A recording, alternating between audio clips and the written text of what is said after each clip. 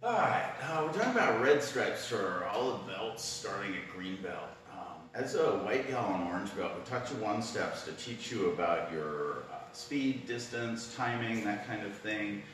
We expect our white belts to be about this far apart, yellow belts to be a little closer, orange belts are getting closer, orange seniors with their gear on actually get to physically make contact. So when you're doing your free sparring, you want to be trying to use your kicks that you learn on your green stripe and use those in sparring, but close the distance so you're not always kicking the air.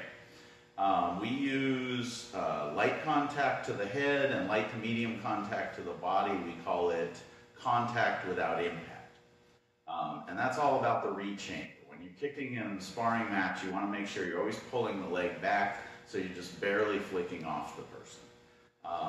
There are more points scored at a tournament for actually making contact. So you want to make sure that as you're training and you're practicing in class, your techniques are getting very close to your opponent and maybe even touching a little bit. But we don't want you to be kicking too hard.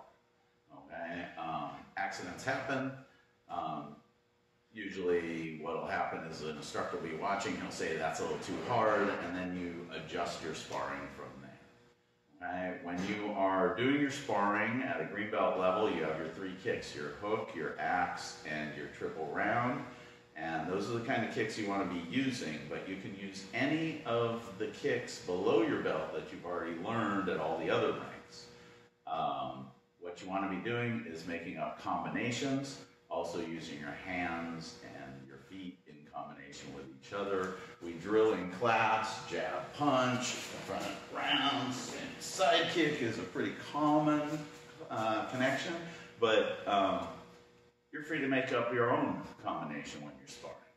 Okay? First thing we're going to do is we're going to pair you up with a partner. You're going to bow.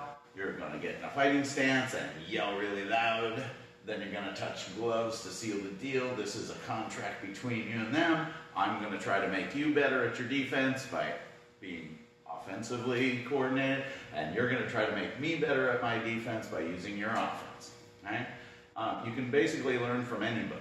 Okay? If somebody's hitting you with something, you want to make sure that you're using the appropriate block. Now, when we do a block in a form, we do a full chamber. When you do it in free sparring, it's going to drop down and come right back up very quickly. The form version is to make the muscles really strong so that you have a faster one when you spar. Spar for the duration of the time, and when they call break, you stop fighting, go into a attention stance, bow and shake hands to thank the person for the time they spent with you as a partner.